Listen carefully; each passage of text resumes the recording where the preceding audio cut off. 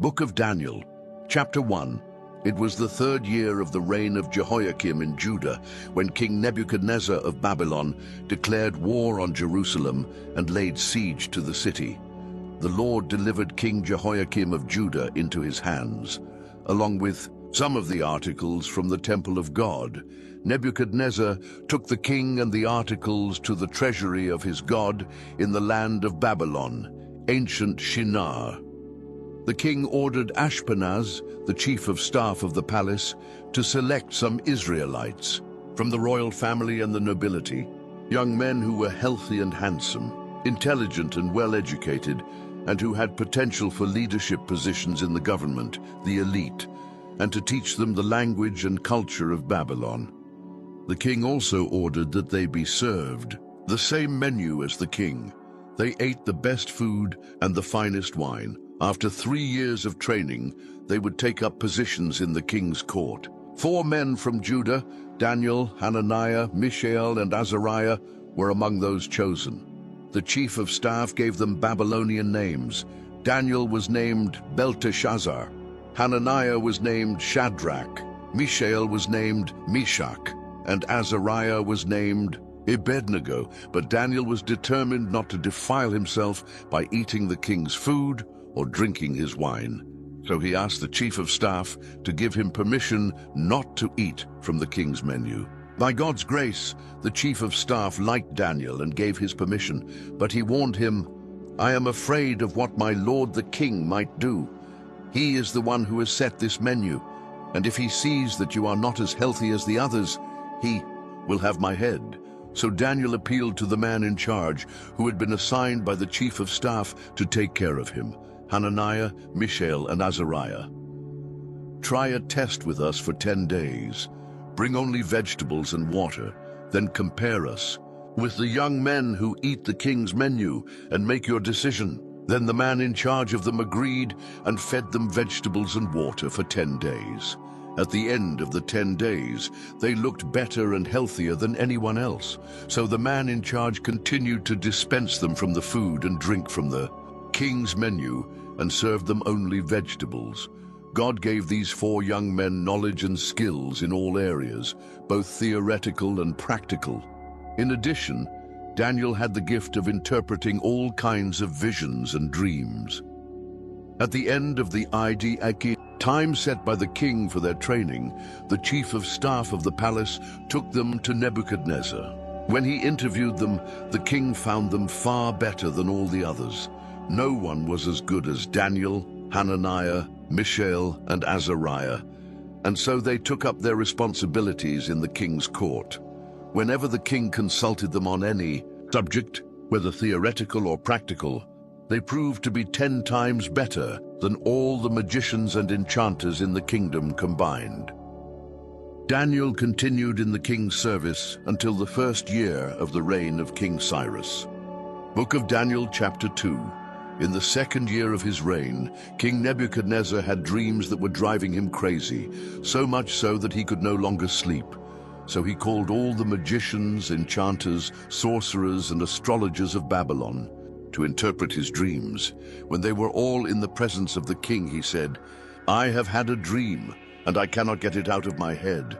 I will not be able to sleep until I know its meaning." The astrologers, speaking in Aramaic, said, "May the king live forever. Tell us the dream, and we will interpret it." The king replied, "This is my decree. If you cannot tell me the dream and give me its interpretation, I will chop you into pieces and destroy your houses. But if you tell me the dream and give me its interpretation, I will shower you with gifts and you will be greatly honored." "So tell me the dream and give me its interpretation," they replied. "Please tell us the dream, Your Majesty. Then we will give you the interpretation." But the king said, "I know what you are trying to do. You are just trying to stall for time. You know you are in trouble, and if you cannot tell me the dream, you will be in trouble. I can see it coming. You will make up some story and fool me until I change my mind. No way. First, tell me the dream, then I will know if you..." can give me the interpretation, or if you are just fooling me." The astrologers replied, "No one in the world can do what the king is asking, and no king has ever asked any magician, enchanter, or astrologer for such a thing.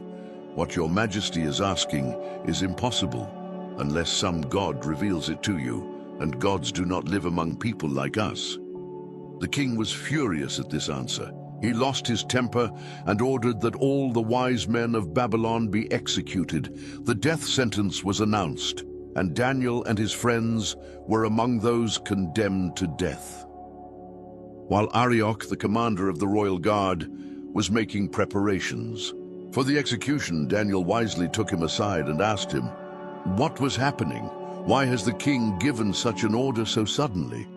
Arioch explained the reason for everything, and Daniel went to the king asking for a little time so that he could interpret the dream.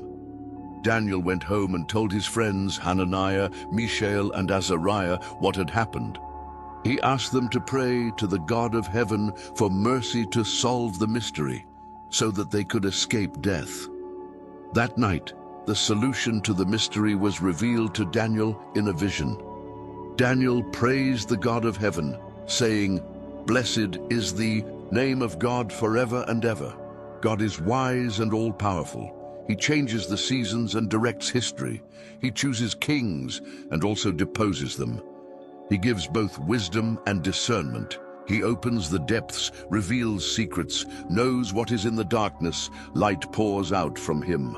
O God of my ancestors, to you all my thanks and all my praise. You have made me wise and strong, and now you have shown us what we asked for. You have solved the mystery of the king." So Daniel went back to Arioch, the man in charge of the execution. He said, "Cancel the execution.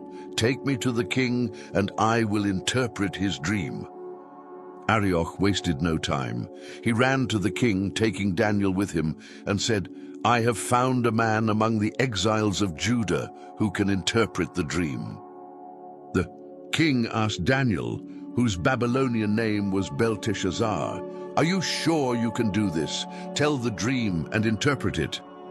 Daniel answered the king, "No man can solve the king's mystery, no matter who he is, a wise man, an enchanter, a magician, or a stargazer. But there is a God in heaven who reveals mysteries, and he has revealed them to me. He is showing King Nebuchadnezzar what will happen in the future. This is the dream the king had, the vision that filled his mind while you were lying in bed. O king, ideas came to you about what will happen in the future. The one who reveals mysteries has shown the king what will happen. But the interpretation has been given through me, not because I am wiser than anyone else, but so that the king may know what it means and understand what he has dreamed. What you saw, O king, was a huge statue standing in front of you. Very impressive, but also so terrifying. The statue's head was pure gold, its chest and arms were silver, its belly and hips were bronze, its legs were iron, and its feet were a mixture of clay and iron. While you were looking at the statue, a stone that broke away from the mountain by itself, without anyone doing it, struck the statue, crushing its feet of iron and clay. Then everything collapsed and was broken into pieces. The iron, the clay, the bronze, the silver, and the gold. Everything was left like piled-up rubble, relegated to oblivion.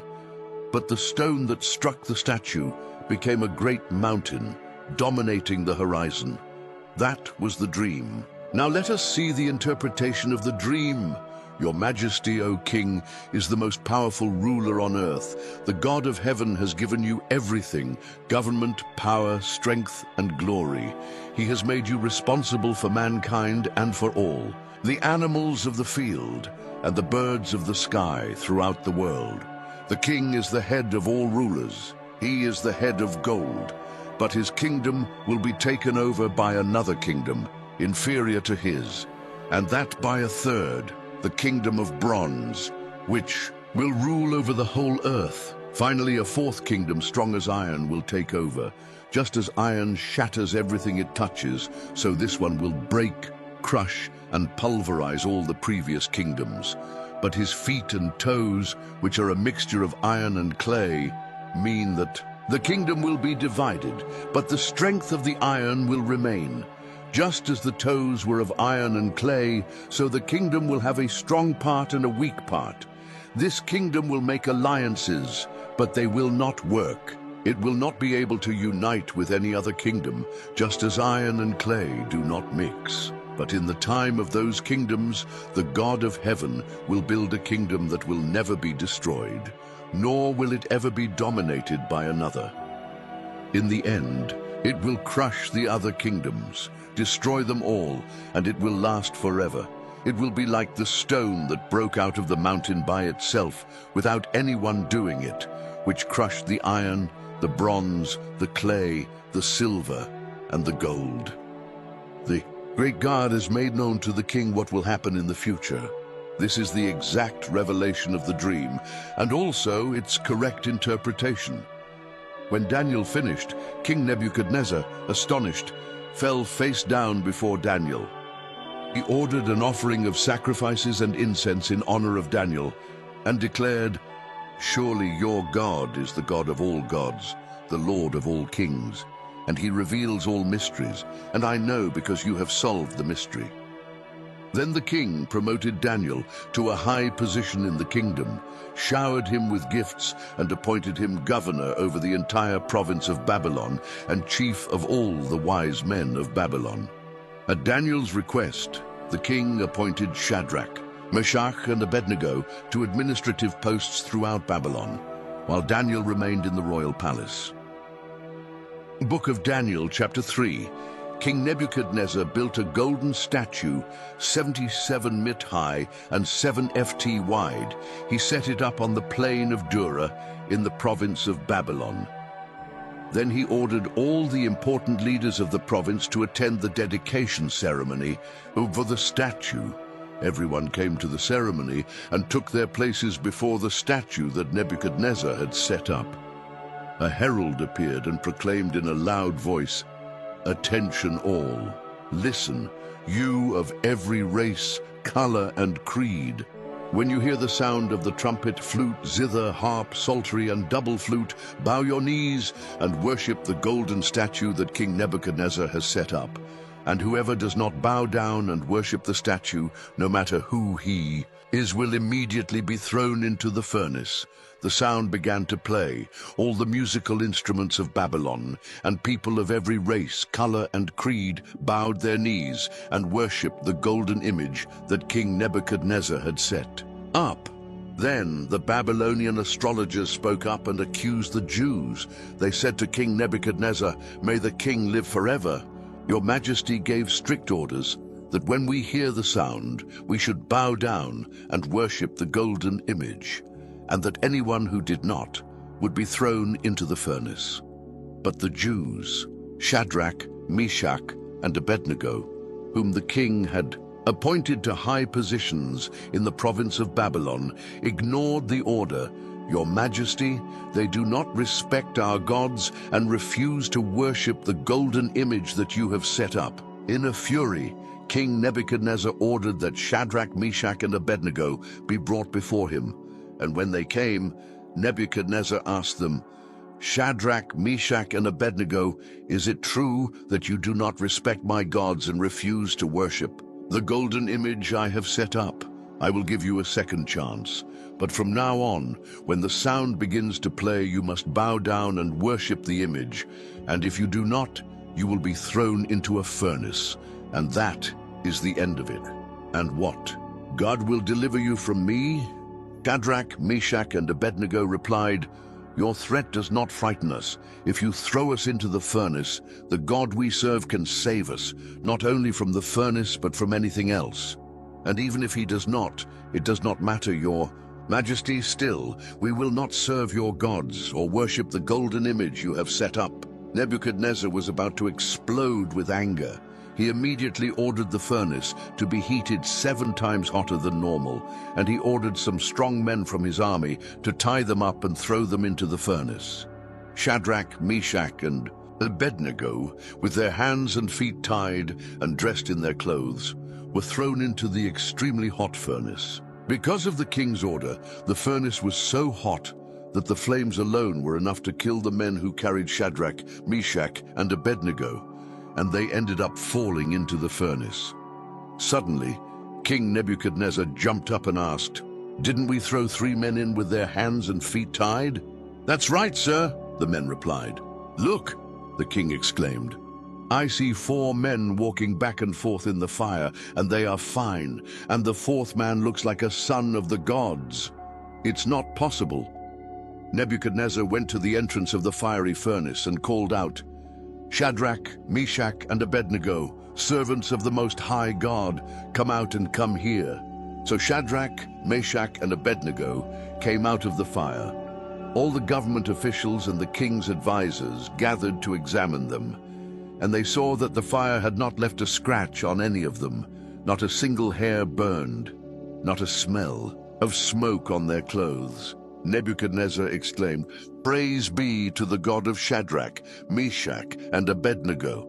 He has sent his angel and saved his servants." They trusted in God to the point of ignoring the king's orders and risking their lives, but they did not serve or worship other gods.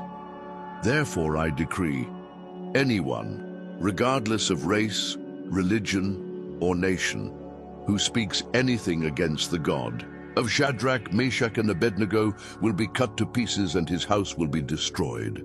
There has never been a God who saves like this. Then the king promoted Shadrach, Meshach, and Abednego in the province of Babylon. Book of Daniel, chapter 4. King Nebuchadnezzar, to all of every race, color, and creed in the world, peace and prosperity to all. It is a privilege to tell you of the great miracles that the Most High God has done for me. His miracles are awesome. His wonders are astonishing. His kingdom endures forever, and his sovereign rule is eternal. Nebuchadnezzar was living in peace in my palace. But I had a dream, almost a nightmare, that shook me. I sent for all the wise men of Babylon to interpret the dream. When they were all gathered, magicians, enchanters, astrologers, and fortune-tellers, I told them the dream, but no one could tell me its meaning.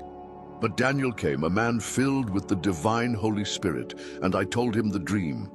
His Babylonian name is Belteshazzar, named after my god Bel. To Belteshazzar I said, "Chief of the magicians, I know that you are a man filled with the divine Holy Spirit, and that there is no mystery that you cannot solve. Listen to this dream that I have had and interpret it for me. This is what I saw as I lay in bed. There was a great tree in the center of the world. I looked, and the tree grew and became even greater. Its top reached the sky and could be seen from all over the earth. Its leaves were beautiful, and its fruit was abundant, yielding enough food for everyone. The animals took shelter under it, and the birds made their nests in its branches. Everyone depended on it, and while I was still lying there, I saw this. An angel came down from heaven and commanded, "Cut down the tree, cut off its branches, strip off its leaves and scatter its fruit. Hunt the animals that are under it, and scare the birds from its branches, but leave the stump and its roots, bound with iron and bronze, next to the grass of the field. Let him be wet with the dew of heaven, and feed on grass with the animals. Let him lose the human mind and be like an animal, and so it will be until 7 times pass." The angels announce this decree. The holy watchmen bring this sentence, so that all who live may know that the Most High God rules over the kingdoms of men. He directs everything as he pleases, and makes powerful men out of simple men. This is what I, King Nebuchadnezzar, dreamed. Belteshazzar, now it is your turn to interpret the dream for me. None of the wise men of Babylon could make sense of it, but I am sure that you can interpret it, for you are filled with the divine Holy Spirit. Daniel, Belteshazzar, was so terrified for a moment that he could hardly speak.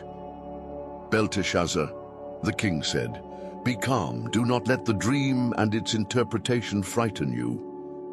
"My lord," Belteshazzar said, "I wish this dream were about your enemies, and the interpretation for your adversaries. The tree that you saw, which grew and became so tall that its top reached to heaven, visible from the four corners of the earth, the tree with lush foliage and abundant fruit, sufficient for everyone, the tree under which the animals sought refuge, and in which the birds made their nests. That is you, O King. Your majesty is the tree. You have grown and become strong. Your majesty reaches to heaven, and your dominion extends to the four corners of the earth. And the angels who came down from heaven, proclaiming, "Cut down the tree and destroy it, but leave the stump and its roots in the ground, bound with iron and bronze among the grass of the field. Let it be wet with the dew of heaven, and feed on grass with the animals for 7 times. This, O King, also refers to you. It means that God Most High has pronounced a sentence against you. You will be taken away from men and will live with the animals. You will feed on grass like oxen and be wet with the dew of heaven. This will last for 7 times. And you will learn that God Most High is ruler over the kingdoms of men and directs everything as he pleases. The part about the stump of the tree and its roots which are left means that your kingdom will still be restored, after you acknowledge that it is God who has dominion over everything. Therefore, O King, take my advice. Turn from your sins and begin to live differently. Leave this life of wickedness, live righteously, and care for the needy and the helpless. Only then will you continue to live in peace. All this happened to King Nebuchadnezzar. Just 12 months later, he was walking on the balcony of the royal palace in Babylon, and suddenly he exclaimed proudly, "Look at all this! This is Babylon the Great, and I built it alone as the capital of my kingdom for my honor and glory." As soon as the words were out of his mouth, a voice came from heaven. "This is the decree against you, King Nebuchadnezzar. Your kingdom has been taken from you. You will be taken from men, and you will live with the beasts of the field, and you will eat grass like oxen." The sentence is for 7 times, long enough for you to learn that the Most High God rules over the kingdoms of men and sets on their thrones whomever he pleases. This happened immediately. Nebuchadnezzar was taken from men, and he ate grass like oxen, and he was drenched in the dew of heaven. His hair grew like the feathers of an eagle, and his nails like the claws of a hawk. At the end of that time, I, Nebuchadnezzar, looked up to heaven. I came to my senses and blessed the Most High God, thanking and glorifying the God who lives forever. His dominion endures forever. His kingdom will never fail.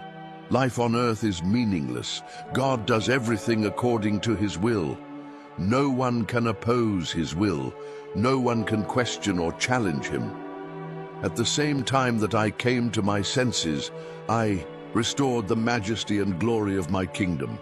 All the leaders and important people came to see me. I was reinstated as king in my kingdom and became greater than before. And that is why I, Nebuchadnezzar, sing and praise the King of heaven.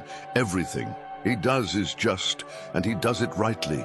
He knows how to treat the proud and has the power to humble them. Book of Daniel, chapter 5.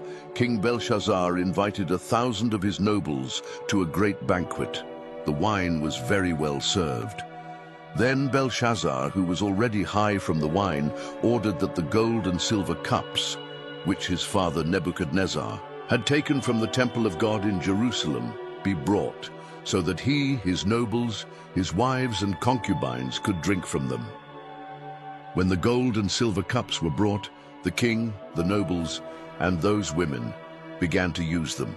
They drank their wine and, already drunk, praised their gods of gold, silver, bronze, iron, wood, and stone.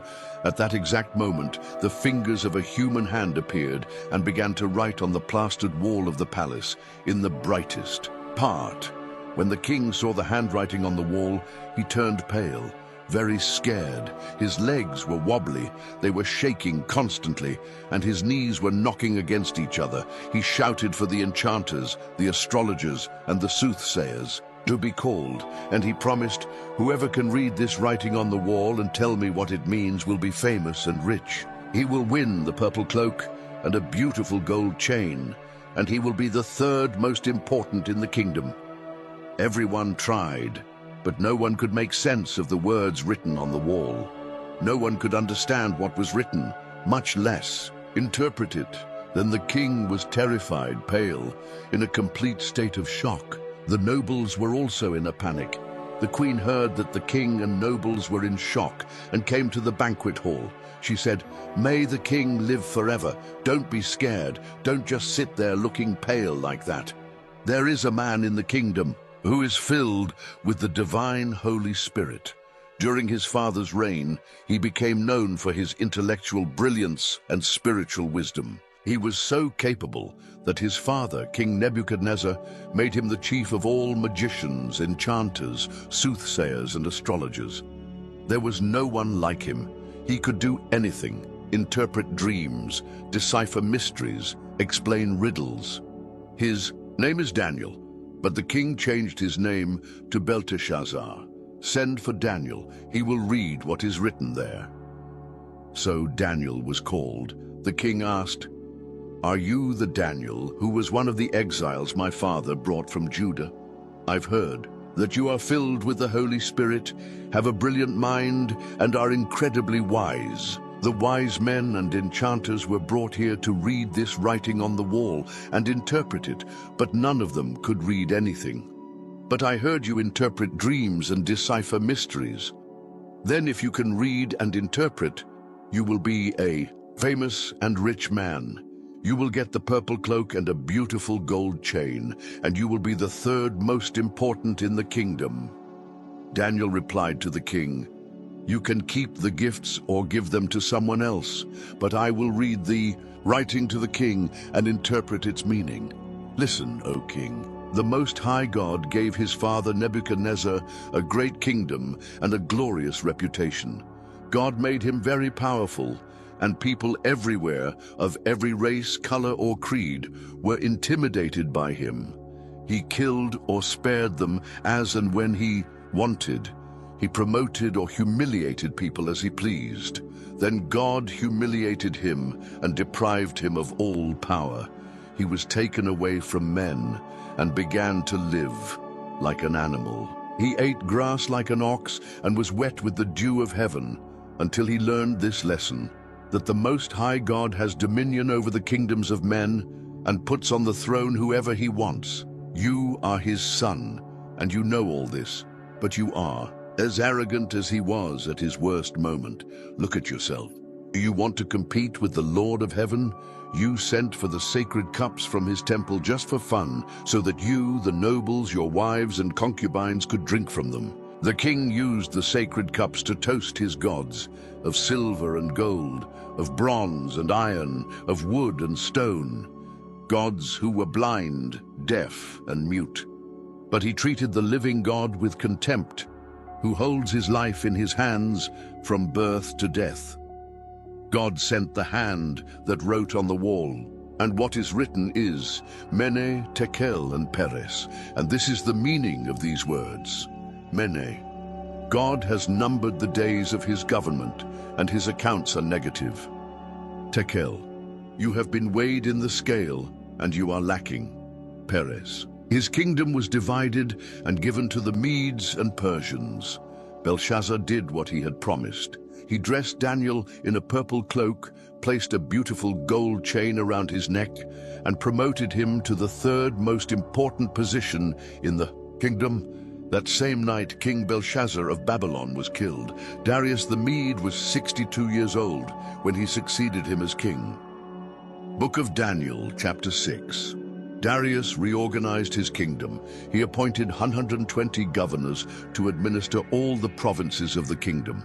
Over them were 3 ministers, and one of them was Daniel. The governors reported to the ministers who were responsible for keeping everything in order.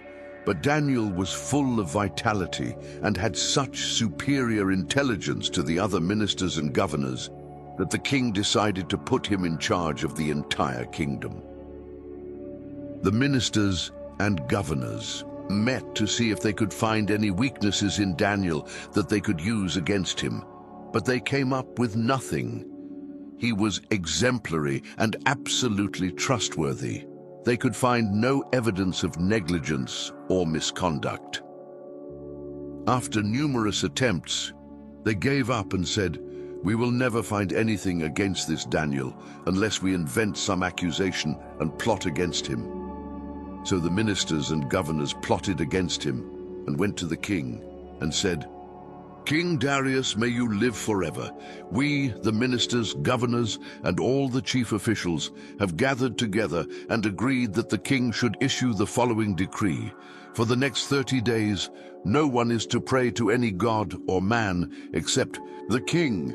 Anyone who disobeys will be thrown into the lion's den. Promulgate this decree, Your Majesty, and sign it so that it will be irrevocable, as an inscription on stone in accordance with all the laws of the Medes and Persians."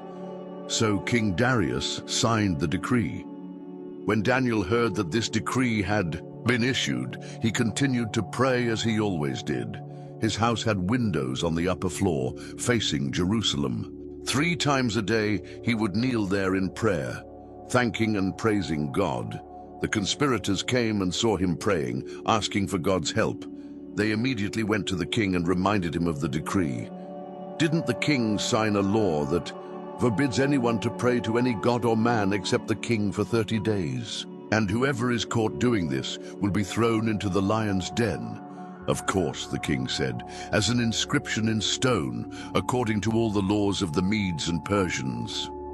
Then they said, "Daniel, one of the Jewish exiles, ignores your order and defies your law. He prays 3 times a day."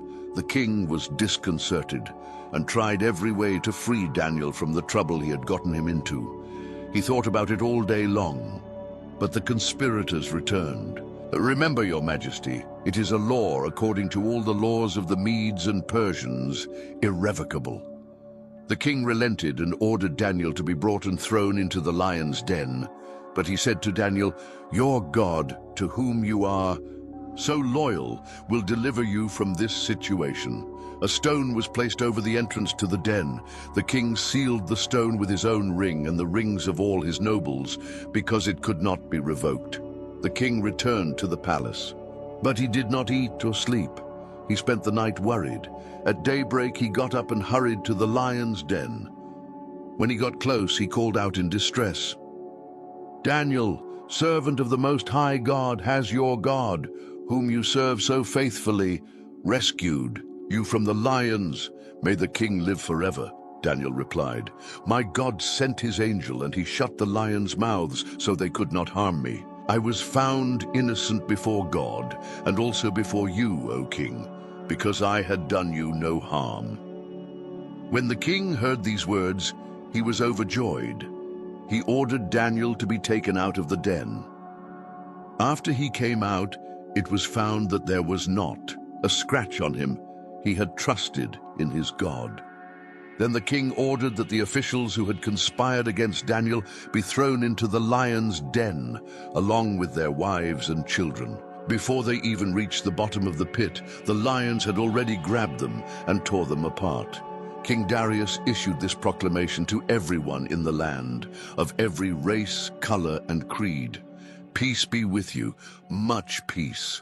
I decree that the God of Daniel be worshipped and feared in all my kingdom. He is the living God and endures forever. His kingdom is never destroyed.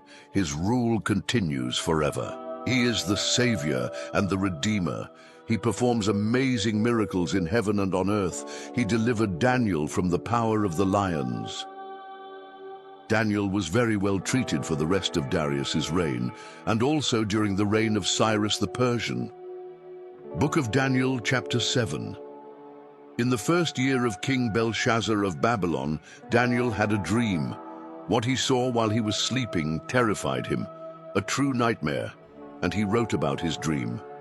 "In my dream that night, I saw the 4 winds of heaven blowing and creating a great storm on the sea. 4 huge animals, different from each other, were coming up out of the sea. The first animal looked like a lion, but it had eagle's wings. As I watched, its wings were plucked off, and it stood upright, like a man. Then they gave it a human heart, Then I looked and saw a second animal like a bear. It stood up holding 3 ribs in its jaws. It was told, "Attack, devour everything, fill your belly." Then I saw another animal. It looked like a leopard. It had 4 wings, like a bird on its back. It had 4 heads and was given authority to rule. After this, a 4th beast appeared in my dream. This one was terrifying, hideous.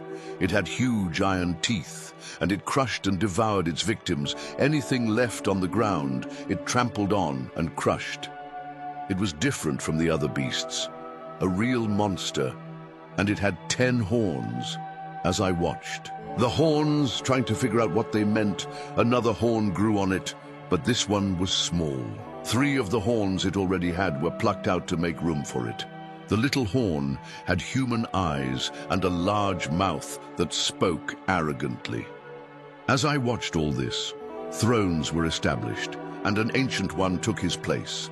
His clothes were white as snow, his hair white as wool. His throne was engulfed in flames, its wheels blazing brightly. A river of fire gushed from the throne. Thousands upon thousands ministered to him, millions attended him. Silence was called in the court, and the books were opened. I continued to watch. The little horn spoke arrogantly, and as I watched, the beast was killed and its body thrown into the fire. The other beasts lived for a while longer, but they did nothing. They had no power to rule. My dream continued. Then I saw someone, a son of man, coming with clouds. He approached the Ancient One and was presented to him. He was given power to rule, all the glory of royalty. Every race, color, and creed served and worshipped him. His kingdom will be forever. It will have no end. His royal rule will never be destroyed. But as for me, Daniel, I was troubled. The visions terrified me. So I approached someone standing nearby and asked what all this meant. And he gave me the interpretation. "These 4 huge beasts," he said, "mean 4 kingdoms that will appear on earth. But at a certain time, the holy people of the Most High God will receive the kingdom and hold it forever. Yes, forever." But I wanted to know more. I was curious about the 4th beast, the one that was so different from the others. The hideous monster with iron teeth and bronze claws that swallowed what it tore apart and trampled everything in its path. And I also wanted to know about the 10 horns and the little horn that came up, taking the place of 3 of the first. Horns. This new horn had eyes and spoke arrogantly with its large mouth, dominating the other horns. I noticed that this horn made war against God's holy people and gained the upper hand. But the elder intervened and ruled in favor of the people of the Most High God. In the end, God's holy people took control of the kingdom. The person standing next to me explained, "The 4th beast is the 4th kingdom that will appear on earth. It will be different from the first 3, a monstrous kingdom that will devour and trample everyone around it. The 10 horns are 10 kings, one after the other, who will come from this kingdom. But then another king will appear. He will be different from the previous kings. He will begin by overthrowing the other kings and blaspheming the Most High God. He will persecute the followers of the Most High God and try to eliminate sacred worship and the practice of righteousness. God's holy people will be persecuted by him for a time, 2 times and half a time. But when the court is silenced, the horn will no longer have its power and will be destroyed forever. The royal rule, authority, and glory of all the kingdoms under heaven will be given to the people of the Most High God, and this rule will last forever. All other rulers will serve and obey him." The dream ended with this, and I, Daniel, remained shocked, like one who has just seen a ghost. But I kept it to myself. Book of Daniel, chapter 8. In the 3rd year of the reign of Belshazzar, I, Daniel, had another vision. It was the 2nd vision. In this vision, I saw myself in Susa, the capital of the province of Elam, by the Ulai Canal. As I looked around, I was surprised to see a ram standing in front of me. The ram had two huge horns, one larger than the other, but the larger horn was the last to appear. I watched as the ram advanced, first to the west, then to the north, and then to the south. No animal could stand against it. It did as it pleased, and all arrogantly posed as the king of the animals. As I watched, trying to understand the meaning of all this, I also saw a male goat with a huge horn in the middle of its forehead. It came from the west and traveled across the land without once touching the ground. The goat approached the two-horned ram that I had seen before by the canal and attacked it fiercely. I watched as he, mad with rage, attacked the ram. His violence was so great that he broke off both of its horns. The ram could not resist. The goat knocked him down and trampled him. Nothing could save the ram. Then the goat became more and more arrogant, and at the height of his power, his huge horn was broken off, and 4 other huge horns grew in its place, pointing north, south, east, and west. From one of these great horns came another horn, a small one, but its power grew until it reached the south and east and the beloved promised land. It grew so large that it reached the stars, the heavenly host, and threw some of them to the earth and trampled them. It even dared to challenge the power of God, Prince of the heavenly host. It destroyed daily worship and desecrated the sanctuary. As punishment for its sins, God's holy people were also attacked by it. The horn despised God's truth. Extremely arrogant, it dominated everything in sight. At that moment, I heard 2 angels talking.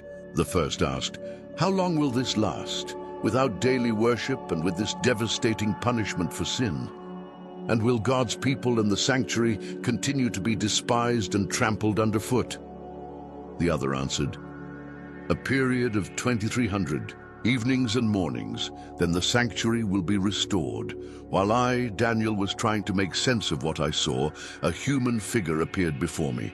I heard a man's voice from the Ulai Canal calling, "Gabriel, tell this man what is happening.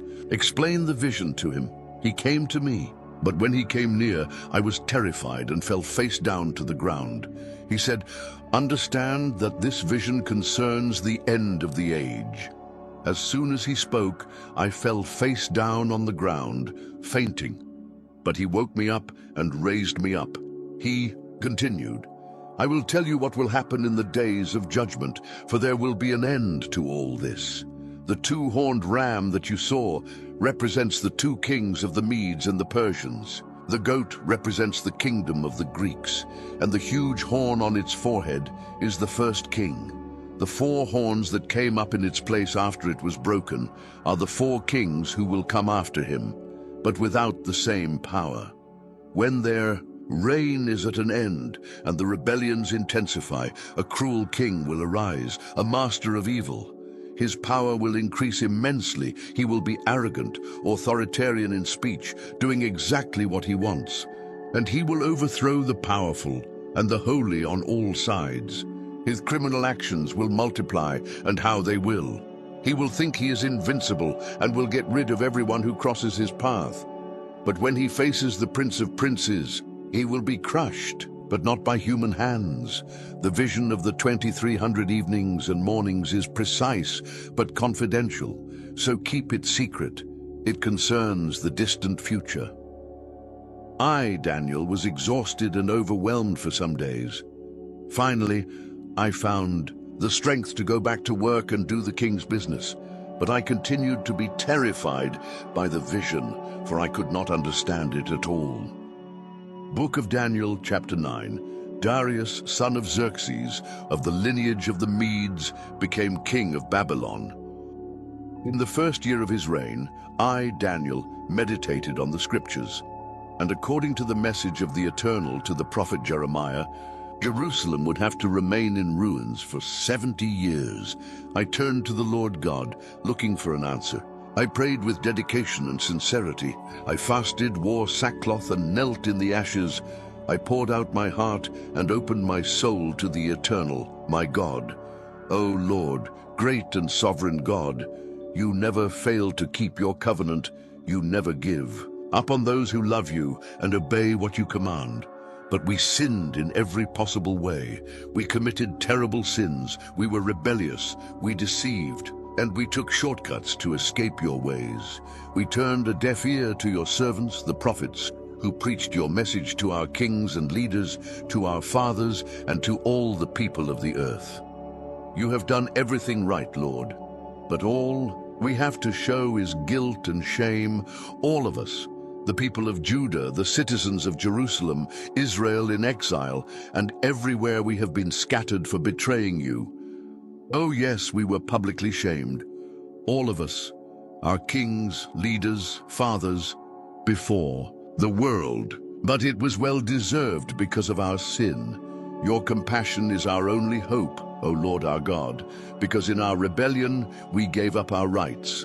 We did not pay attention to you when you told us how we should live, nor did we obey the teaching proclaimed by your servants, the prophets. All of us in Israel chose to ignore you. We disregarded your instructions to do only what pleased us, and now we are paying for it. The curse, clearly expressed in the revelation made to Moses, God's servant, is now taking effect among us. It is the wages of our sin against you. You did to our rulers what you promised to do. You brought misfortune upon us. In Jerusalem, the worst on record. And as it was written in God's revelation to Moses, the catastrophe was total. Nothing was spared. We showed ourselves obstinate in our sin without ever considering your guidance, ignoring your warnings. So rightly so, you let misfortune come upon us with all its might. You, O Eternal, have every right to do this, as we have persistently ignored you. You with much guilt in the registry office. O Lord, you are our God, for you delivered your people from the land of Egypt in a great display of power. People still talk about it. We confess that we have sinned, that we have lived a life of evil, as you have always acted, fixing things and straightening people. Please turn away your great anger against Jerusalem, which is your city, your holy mountain.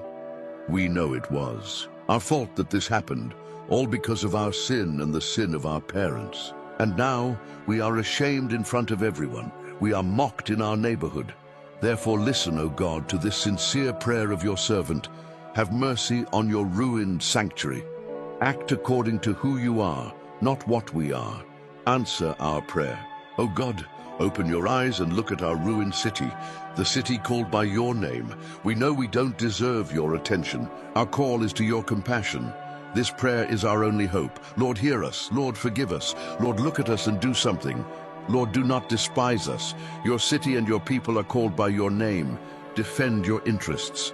As I poured out my heart, confessing my sin and the sin of my people Israel, I prayed and presented my whole life before the Eternal and interceded for the holy mountain of my God.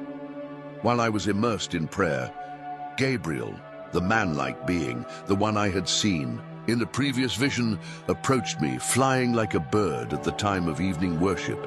He stood in front of me and said, "Daniel, I came to clarify things. As soon as you began your prayer, the answer was given, and now I am here to deliver it.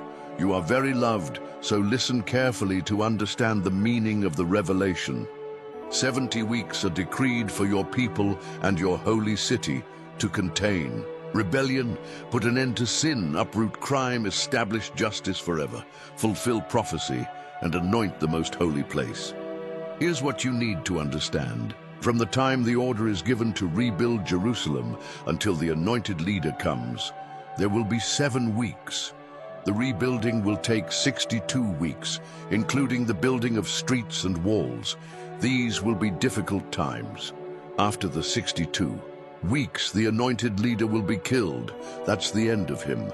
The city and the sanctuary will be destroyed by the army of the new leader who comes. The end will come suddenly, like a huge wave. There will be wars until the end, and desolation will be the order of the day. Then, in the space of 1 week, he will make many important alliances. But in the middle of that week, he will put an end to worship and prayer. In the place of worship, The beast of defilement will set up shop and remain there until it is finally destroyed. Book of Daniel, chapter 10. In the 3rd year of the reign of Cyrus, king of Persia, a message came to Daniel, whose Babylonian name was Belteshazzar. The message was true and spoke of a great war. He understood, for its meaning came by revelation. During those days I, Daniel, mourned for Jerusalem for 3 weeks. I ate only plain, unseasoned food. I ate no meat or drank wine. I neither bathed nor shaved until the 3 weeks were over. On the 24th day of the 1st month, as I stood by the great river, the Tigris, I looked up, and to my amazement there was a man dressed in linen with a belt of pure gold around his waist. His body shone as if carved from precious stone. His face was radiant, and his eyes were bright and piercing like torches. His arms and legs shone like polished bronze, and his voice sounded like a great choir. I, Daniel, was the only one who saw him. The men who were with me, though they could not see, were seized with fear and ran for cover, fearing the worst. When I was left alone after this vision, abandoned by my friends, my knees felt weak and my face was pale and without strength. When I heard the sound of your voice, I could not resist and fainted. I fell face down to the ground, but a hand touched me and raised me to my hands and knees. Daniel, he said, you mighty man, God loves you so much. Get up and pay close attention to my message. I have been sent to speak it to you. When he said this, I stood up, but I could not stop trembling. Be at ease, he continued. Do not be afraid. When you decided to humble yourself in order to receive understanding, your prayer was heard, and I was ready to come here, but I was stopped by the angel who is the prince of the kingdom of Persia, and this delayed me for 3 weeks. But Michael, one of the supreme angels, came to my aid and stood there with the angel who is the prince of Persia. I am here to help you understand what will happen to your people, because the vision speaks of the future. While he was speaking, I just stared at the ground, unable to say anything. Then I was surprised by something that looked like a human hand, which touched my lips. Then I opened my mouth and began to speak. When I saw you, I was terrified. My legs went weak. I could not move. How is it possible that I, a humble servant, should speak to someone like you? I am completely paralyzed. I can barely breathe. That being who seemed human touched me again and gave me strength. He said, do not be afraid, be at peace. You are loved so much, everything will be fine. Be courageous, be strong. While he was still speaking, courage came to me and I regained my strength. Then I said, you can speak because you have given me strength. He said, do you know why I have come here? I must go back to fight the angel who is the prince of Persia. And after I have taken him out of the way, the angel who is the prince of Greece will come. But first let me tell you what is written in the book of truth. No one helps me in my fight against these beings, except Michael, the angel who is your prince. Book of Daniel, chapter 11. I have helped him as best I could since the 1st year of the reign of Darius, king of the Medes. But now let me tell you how things are. 3 more kings of Persia will arise, and after them a 4th king who will be much richer than the others.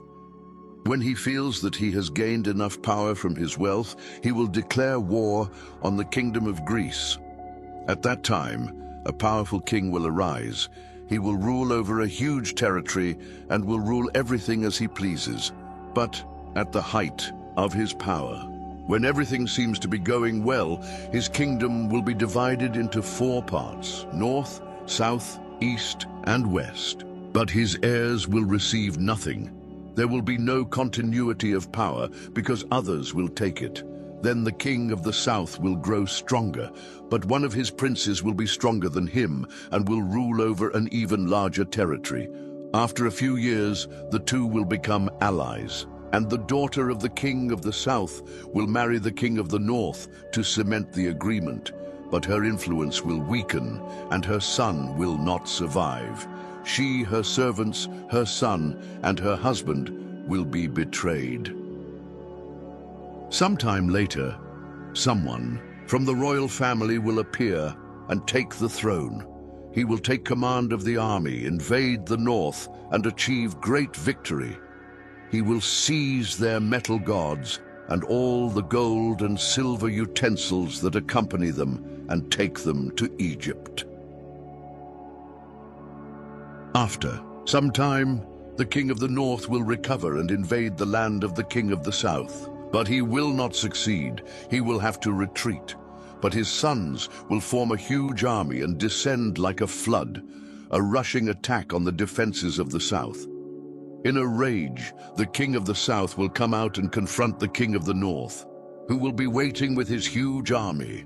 But despite this, he will be defeated. While the corpses are being removed from the field, the king, in great thirst for blood, will go around slaughtering tens of thousands. But their victory will not last long, for the king of the north will gather an even larger army than before. War, and after a few years, he will return to battle with countless soldiers, a large arsenal, and inexhaustible supplies. In those days, many others will join the battle against the king of the south. Rebels from his own people, intoxicated by dreams of power, will join them, but they will end up frustrated. When the king of the north arrives, he will build siege ramps and conquer the fortified city. The armies of the south will be shattered. Before him, not even his famous shock troops will be able to stop the aggressor. He will enter arrogantly, as if he owned the land. He will take possession of the beautiful land and establish himself there. Then he will proceed to gain complete control. He will make a peace treaty and even give his daughter in marriage to the king of the south, part of a plot to destroy him once and for all. But the plan will be a fiasco. It will not succeed. Later, he will turn his attention to the coastal regions and take many prisoners, but a general will intervene and put an end to his threats. Those who were frightening him will be frightened. He will return home and take care of his own business. But by then, he will be finished, and soon no one will hear from him again. He will be succeeded by a loser, with his government, reputation, and authority already in tatters, so he will not last long. He will quickly disappear from history without even having fought. His place will be filled by a despised and despicable man, but he will surprise everyone, coming out of nowhere and taking over the kingdom. He will advance like a steamroller, and even the Prince of the Alliance will be crushed. After negotiating a ceasefire, he will violate the conditions. What a traitor! With a few cronies, he will take complete control. He will invade the richest provinces when they least expect it. He will surpass all his ancestors. He will capture and plunder, and he will live with his friends in unbridled luxury. He will make plans against the fortified cities, but not for long. He will gather a large army, very well armed, to fight the king of the south. In response, the king of the south will keep his army even larger, ready for battle. But he will not be able to maintain this condition for long because of the intrigues within his own ranks. His court will be undermined by plots and conspiracies. Thus, his army will be crushed and the battlefield will be covered with corpses. The two kings, both with evil plans against each other, will sit at the conference table and negotiate their deceits. Nothing will come of this treaty, which will be nothing more than a tangle of lies. But this is not the end. The story is not over. The king of the north will go home laden with spoils, but his mind will be on destroying the Holy Covenant. As he passes through the land on his way home, a year later, he will lead another invasion to the south, but this second invasion will not be like the first. When the Roman ships arrive, he will turn around and return home. But as he passes through the land, his hatred for the Holy Covenant will be aroused. He will make a deal with all who are willing to betray the Holy Covenant. By siding with them, his forces will march in and desecrate the sanctuary and the citadel. They will banish daily worship, replacing it with the beast of desecration. DC. king of the north will honor those who betray the holy covenant, corrupting them even more with his seductive talk. But those who are loyal to God will stand firm for him. Those who keep their senses will teach the masses goodbye example. They will be subjected to terrible trials for a certain period. Some will be killed, others will be burned. Some will be exiled, others will be robbed. When the trial is very difficult, they will receive some help, but not much. And many of the would-be helpers will behave indifferently. The trial will refine and purify those who keep their senses and remain loyal, for there is still more to come. In the meantime, the king of the north will be acting without hindrance. He will elevate himself to a position higher than any god, and will even dare to defy the God of gods. For a time, this will be tolerated, until this time of judgment is completed, for what has been decreed must be fulfilled. He will have no respect for the gods of his ancestors, not even for the God favored by women.